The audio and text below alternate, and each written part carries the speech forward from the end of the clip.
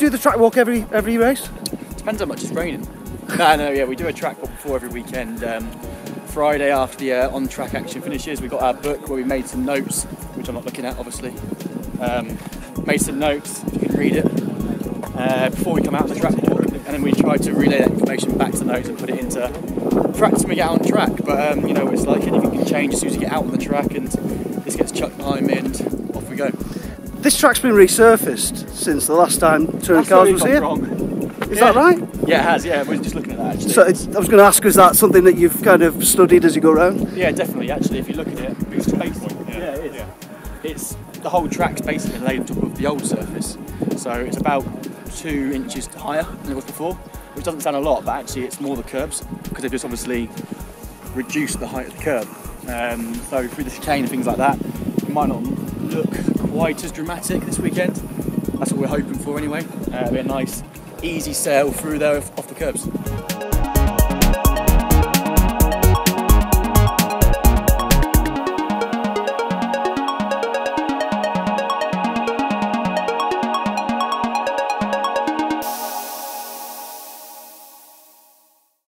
If you're a BTCC fan and you've never been to Knockhill, you really need to have a word with yourself. I'm sure it's not an easy track if you're part of the infrastructure or you're a team, or you have to get this whole circus to be here and ready to go. But at the end of the day, as a fan, zero excuses. There's a major city over there, it's called Edinburgh, and you just get a train up to Dunfermline. There's an airport.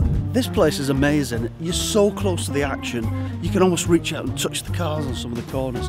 It's twisty, it's dippy, you just can't get that vibe from the television. You can also get a view anywhere around the track, which is unlike a lot of the circuits in the UK. As for driving here, once you get past Wetherby on the east, or you get past Preston on the west, it's kind of just open motorways with beautiful scenery. It's the greatest drive ever. The other thing about Knockhill is this: every time it's on the calendar, it's in the middle of the school holidays. Why not come up, have a holiday in Scotland, and tag this on the end of your holiday? It's a no-brainer, really.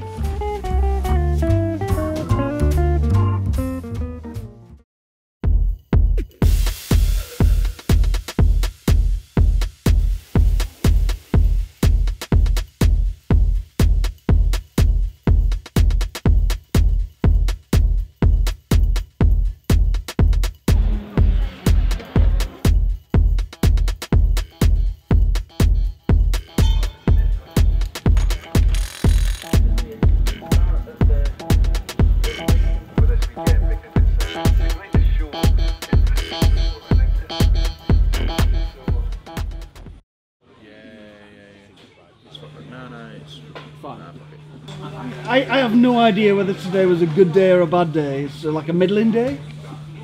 Started off good. FP1 was good. We were second, and then it slowly sort of went downhill from there. Really, FP2 was okay. It wasn't too bad. Don't know where we ended up. Maybe 11th, I think it was. And then qualifying, we just didn't get it together. Didn't get a lap. Didn't get a clean lap. There's probably another 2 temps in the car. Doesn't sound a lot. But that would have put us P6. 2 temps. And that's the disheartening thing, you know. I think if I found 700, so I ended up P8. 700ths of a second, but we P8 from P17. So you're talking very small margins, and obviously with the ballast as well, it's, you know, that hurts us. And if you compare us to Matt Neal's in the exact same ballast, then we've out-qualified him, haven't we?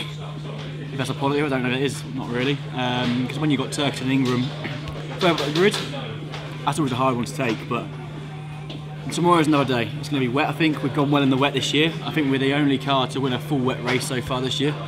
Brands and obviously Snap are the only sort of 2 full wet races.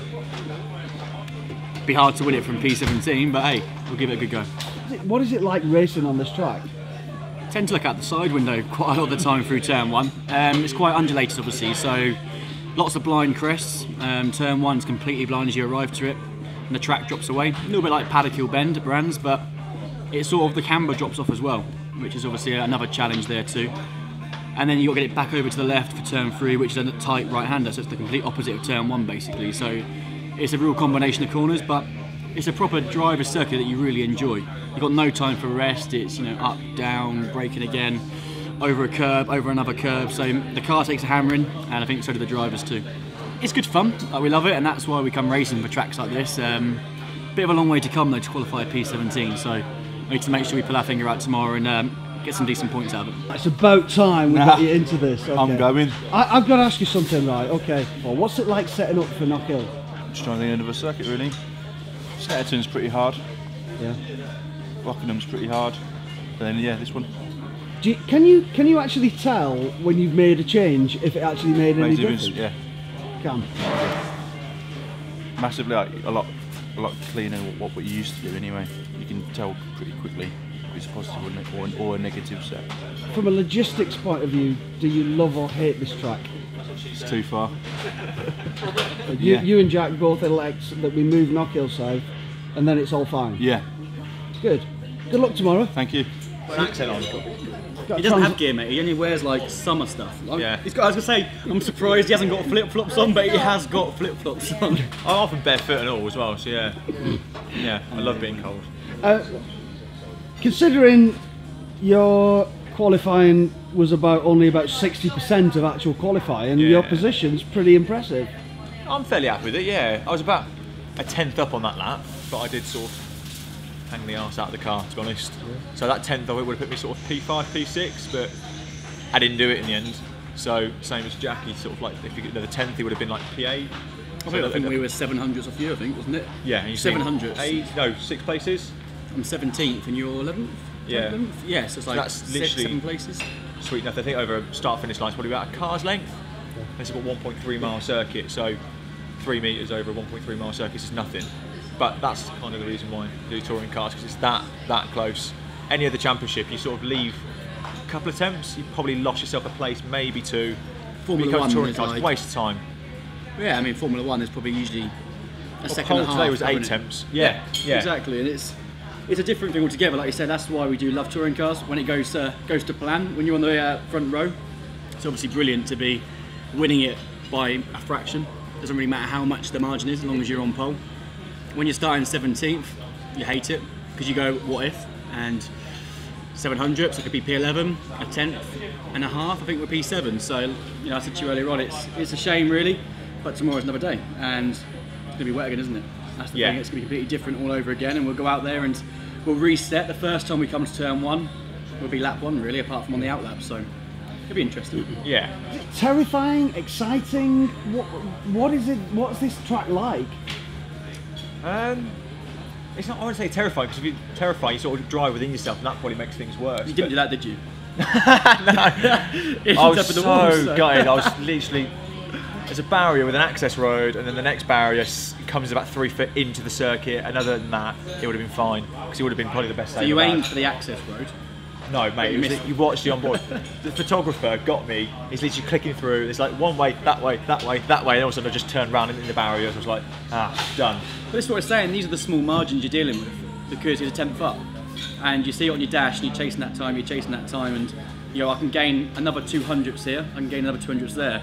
And it doesn't sound a lot of time, but 200ths is massive on a grid that is covered by a second, I think 26 cars? Yeah. Something stupid like that. So 200ths here and 200ths there is a big step, a big chunk, and these things are quite temperamental to being brilliant at 100%, you go to 100.5% and it can bite back, and these are the small margins you deal with in touring cars. I reckon tomorrow will be fine. It's going to be wet all day, tomorrow will be fine. Last year here, qualifying, we had, I think I was a couple of attempts for you when it was wet, because you went wet to dry, which is dry went pretty peaked on then. But yeah, no, in the wet I was like a couple of attempts off. So I'm quite happy with that. That's a solid result. So if I could be there or thereabouts in terms of pace and race pace, I'll be, I think, top 10. Yeah. I think the biggest thing, like certainly the first half of the first race, when everyone's trying to find the grip, is staying on the black stuff. You know, it's so easy. We had a track walk last night, and it started with sprinkling with rain, and straight away the racing line and the curbs were like being on an ice rink, weren't they? So yeah, it's going to be pretty interesting the first 3 or 4 laps. And I think if you stay on the track, don't go for any heroics, you stay on it, and I think you'll end up making places by just other people firing off the track. So that's the first aim, is keep it on the black stuff, get halfway in the race, and then you can work on it from there. You chip away, chip away, chip away. And you know, for Brett, I think he can get into the top 5, I think, for the first race, because I think the car is good in the wet. And I think hopefully our aim is to get 7th, 8th, 9th, somewhere around there in the first one, and then continue through, you know, race 2, get a decent top 3 or 4, and then race 3 is touring car, doesn't it? It's elbows out and got a couple of weeks to repair it again, so it'll be interesting. Good luck tomorrow, guys. Cheers.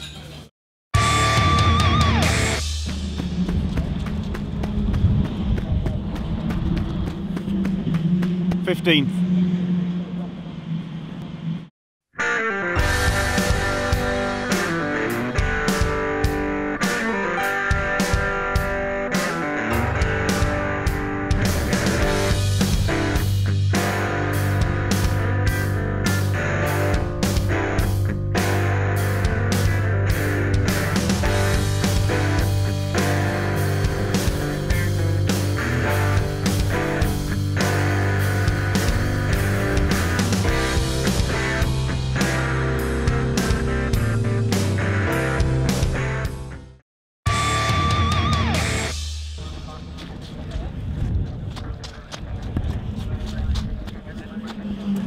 You're not Steve. Oh.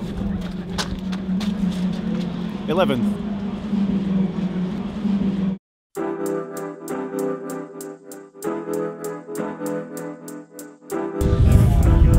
So here we are, some fabulous Knockhill weather. It's race 2.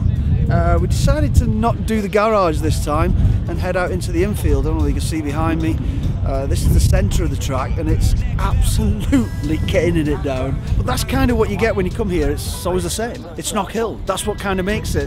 The weather, the challenge. Dan Mayo, who's the kind of ringmaster around here for BTCC and Toka, he said to us there's a rule of thumb here. If you look up to the antennas on the hill, if you can see the antennas, it's about to rain, and if you can't see the antennas, it's raining. I think that kind of sums it up really. So here we go, race 2, let's see what happens. Hopefully Jack can get up into a position where he might even get to benefit from a reverse grid kind of situation. Let's head back under that umbrella that's over there.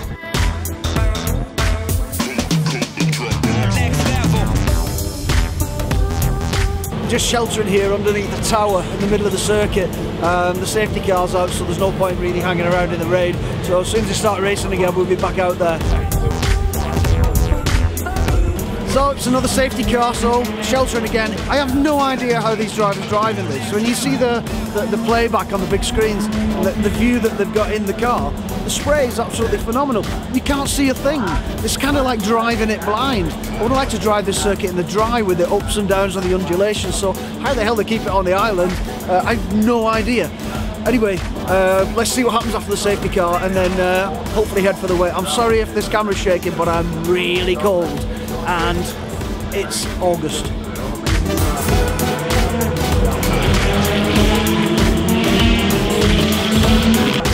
That was a fantastic restart after the second safety car. Jack's just nailed it, he just climbed up. He's just flying, absolutely flying. So it's good to get out of the garages sometimes and actually remember what the racing's like when you're actually trackside. This is great, this is what the fans get. And it's great to see. How on earth he's doing it, I don't know, but he's absolutely flying. So reverse grid could be in our favour as well. Can you tell I'm a little bit excited? So, early red flag, just got red flagged the race. I don't know what the score was. We couldn't really see it on the screen, but conditions were pretty atrocious, to be honest. And of course, ironically, the moment that they've red flagged the race, the rain's backed off, but it's Knockhill, it could be chucking it down again in about 30 seconds, so who knows. Anyway, heading back to try and get dry, time for Q&A. Let's do this.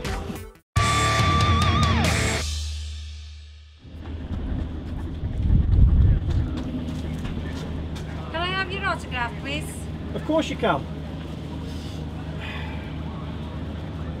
There you go. Thank you. 4th.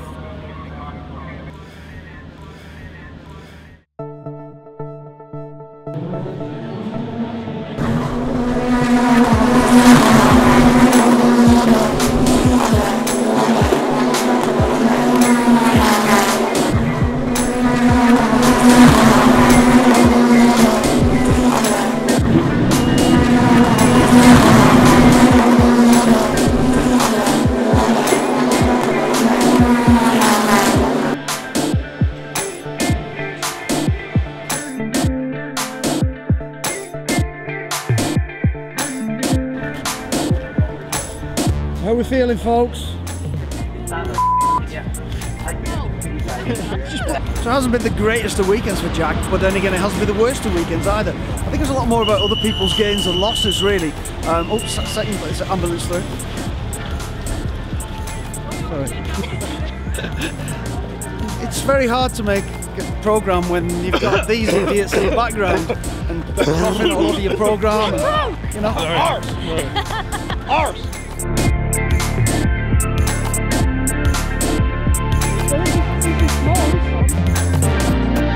So the problem with motorsport is everybody thinks, oh, it's just all glamorous, everybody turns up, hops in a car, away they go racing, and then helicopter out of here, whatever. Not so here. This is a family run team, and Jack Goff Racing is basically about Jack Goff, but he's also here de-rigging the awning after the after the race. This is existing tape that I'm excited. So Jack, in the middle of all this dismantling the awning and whatever, you got time to talk about this weekend at all? Or do you want to talk about this weekend? Not really. It's one of those weekends, really, just average. Yeah, best thing about it is probably the view. Weren't really quick enough. Weren't drastically slow, weren't drastically quick. Some cars are able to come from 32nd to 7th with 75 kilos on. The rest of the pack tends to sort of race, you know, where you qualify, so it's a difficult one. Yeah, we weren't quick enough, simple as that really. We go to Silverstone lighter, which is good, it's a positive, and then hopefully we can get a decent qualifying. It's frustrating when you lose out in the championship fight, and that gap's gone out for another 30 points this weekend, so yeah, not great. We'll roll behind you anyway, good luck. Cheers, thank you.